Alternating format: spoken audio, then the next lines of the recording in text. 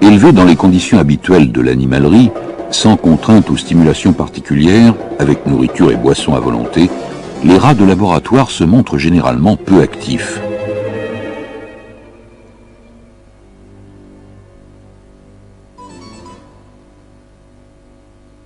Ils expriment peu de différences interindividuelles dans leur comportement.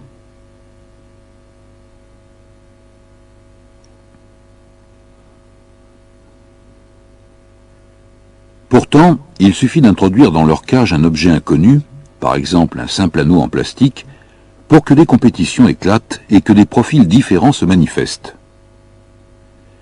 Dans ce groupe de souches pures de rats Wistar, issus de l'espèce surmulot, Rattus norvegicus, certains individus se montrent nettement plus adroits que d'autres lorsqu'il s'agit de s'emparer de l'anneau et de le conserver.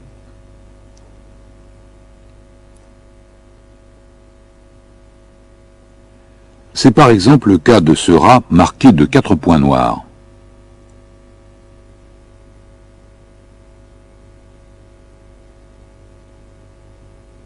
Une situation de contrainte, telle l'accès à la mangeoire limité à un seul rat à la fois, révèle également la richesse des différences interindividuelles.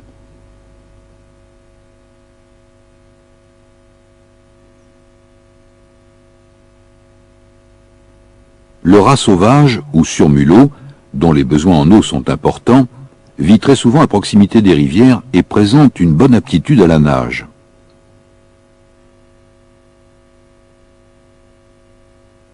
Cette aptitude à la nage est mise à profit dans les expérimentations qui vont suivre pour mettre en évidence certaines différenciations de comportement dans un groupe de rats placés dans une situation particulière d'accès à la nourriture. Le dispositif comprend une cage, un tunnel, un aquarium et un distributeur de nourriture en croquettes, aliment habituel des rats en laboratoire. Dans un premier temps, pour familiariser les rats avec leur itinéraire, le dispositif est laissé à sec. Les rats progressent très prudemment en s'aplatissant sur le fond de l'aquarium.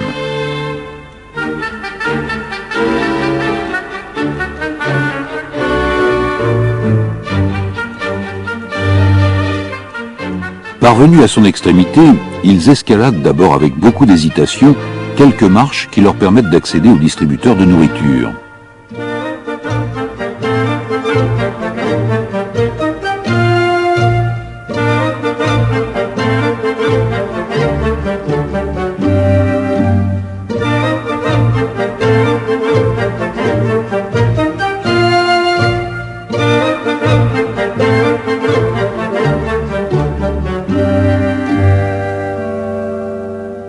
Après 3 séances de familiarisation avec le dispositif à sec, l'aquarium est rempli d'eau jusqu'à une hauteur de 2 cm.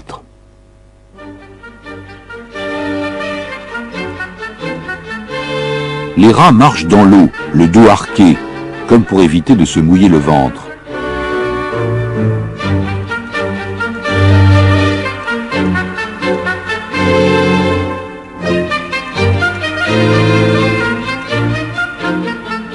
Le jour suivant, le niveau d'eau est élevé à mi-hauteur.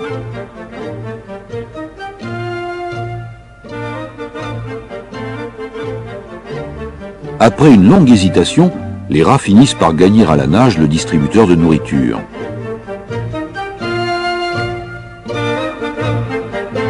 Cette nage est encore assez maladroite et certains individus préfèrent manger sur place.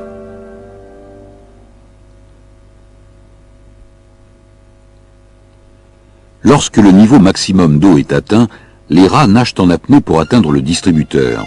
Mis dans l'impossibilité alors de s'alimenter directement sous la mangeoire, ils doivent transporter la nourriture dans la cage pour la consommer.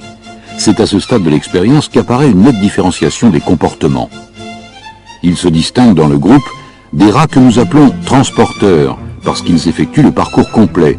Départ, nage vers le distributeur, prise d'une croquette et transport jusqu'à la cage. Cependant, certains rats ne plongent jamais et obtiennent leur nourriture en la volant. À son retour, le transporteur est agressé et dépossédé de sa croquette par un véritable vol à l'arraché d'un rat non transporteur qui l'attend au bas du tunnel.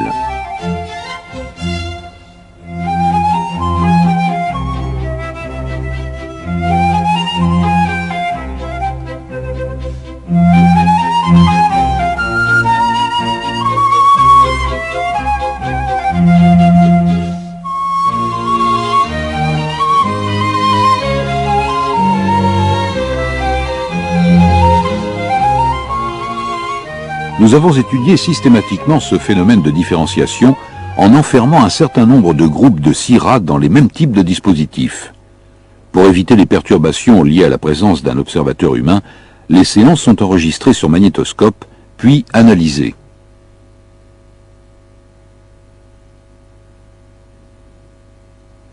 Les différents éléments comportementaux qui caractérisent le profil de chacun des individus, heure, rat initiateur, type d'interaction, rat récepteur, sont enregistrés en ordinateur. Une analyse statistique adaptée au traitement de ces données est réalisée ultérieurement.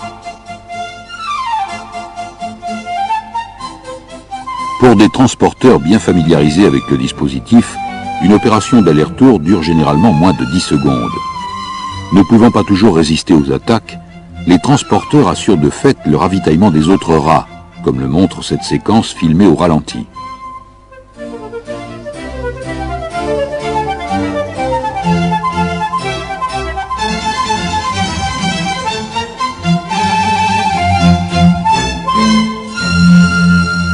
S'il veut profiter de sa récolte, un transporteur doit, avant d'atteindre la cage, franchir le barrage des non-transporteurs qui l'attendent à la sortie du tunnel. Un certain nombre de rats y parviennent. Au retour, ils plongent vers le fond, jaillissent de l'eau et se faufilent rapidement sous les congénères qui attendent.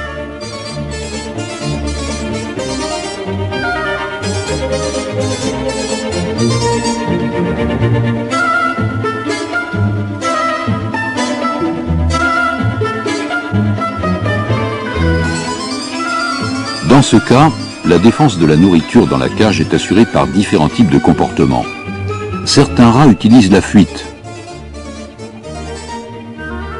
D'autres l'esquivent.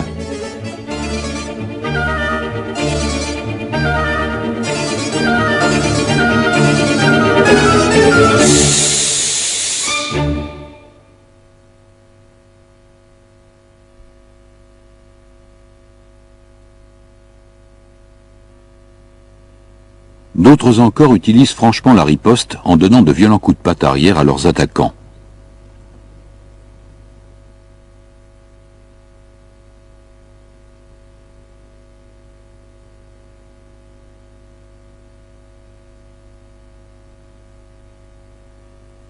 En fin de compte, certains transporteurs finissent par être si efficaces dans leur défense que les autres cessent de les attaquer. Ces transporteurs sont qualifiés de transporteurs autonomes. C'est le cas du rat marqué d'une barre transversale.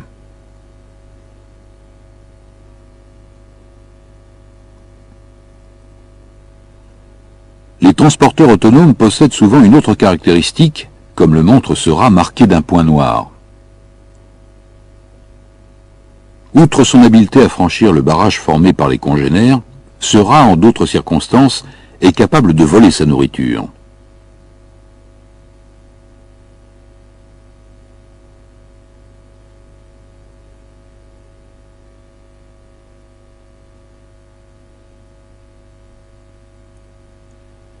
Une catégorie de non-transporteurs, très peu efficaces pour voler des croquettes, récupère des restes abandonnés par d'autres au bas du tunnel, à la suite d'interactions violentes.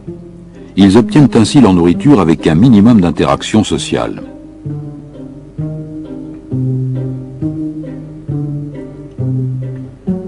D'autres non-transporteurs, également peu efficaces, doivent harceler les possesseurs de nourriture pour obtenir gain de cause. C'est le cas du rat marqué d'un trait noir longitudinal qui doit parfois effectuer 50 à 80 attaques pour récupérer un fragment de croquette.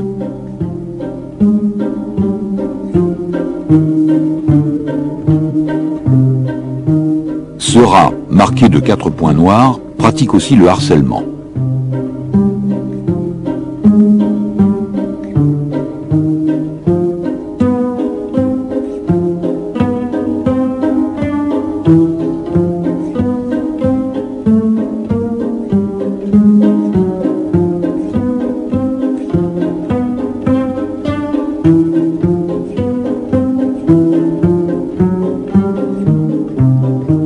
Dans l'ensemble, pour une bonne proportion de rats non transporteurs, le vol à l'arraché de nourriture est très efficace.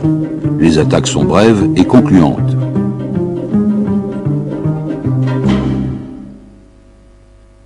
Cette vue au ralenti souligne la précision des gestes de l'attaquant.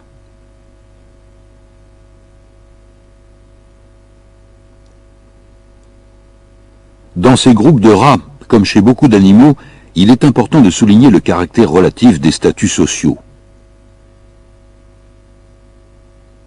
En effet, nous avons pu observer que des rats naïfs vistars, isolés dans le dispositif depuis la phase à sec jusqu'au plein d'eau, exprimaient tous le comportement transporteur. Dans les mêmes conditions, quand des rats naïfs sont placés par groupe de 6, 50% seulement deviennent transporteurs. Les autres, ici en rouge, deviennent non transporteurs.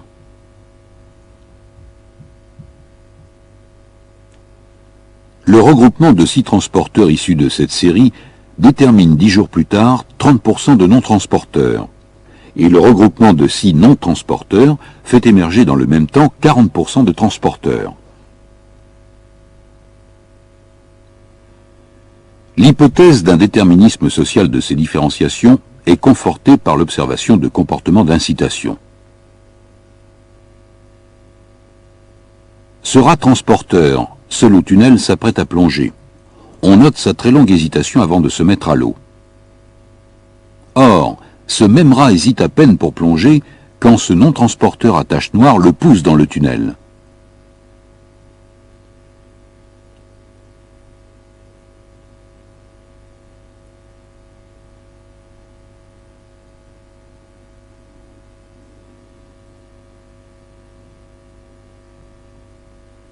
L'incitation se manifeste par une poussée des pattes avant et de la tête, et même quelquefois par des morsures. Ces incitations ne se produisent que très rarement entre rats de même statut. Très généralement, ce sont les rats non transporteurs qui incitent les transporteurs à plonger.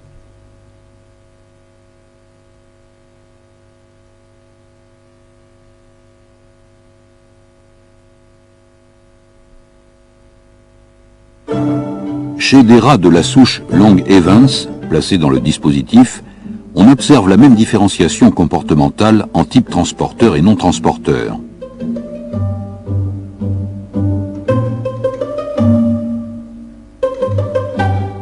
Mais un comportement singulier est souvent exprimé par ces rats, celui d'accumulation de la nourriture. Peu après leur familiarisation, les transporteurs effectuent de très nombreux allers-retours et se contentent simplement de déposer les croquettes sur le sol de la cage sans y toucher. Ainsi, très rapidement, et au bout d'un certain temps de plus en plus tôt, les transporteurs accumulent un tas important de croquettes, dans lequel viennent puiser les non-transporteurs. Dès ce moment, ils cessent d'attaquer leurs fournisseurs.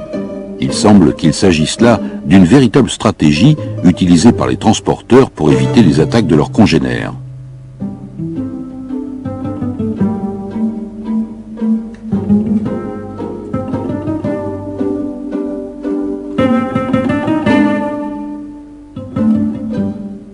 Ce modèle expérimental permet donc de révéler des différences interindividuelles au sein d'un groupe apparemment homogène et souligne leur importance.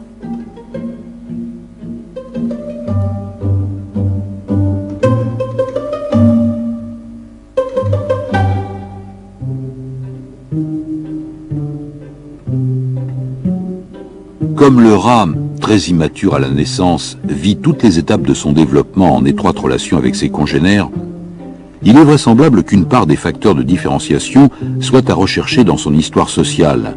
Cela particulièrement au niveau des relations jeunes-mères, jeunes entre eux, et plus tard, après le sevrage, jeunes et autres adultes du groupe.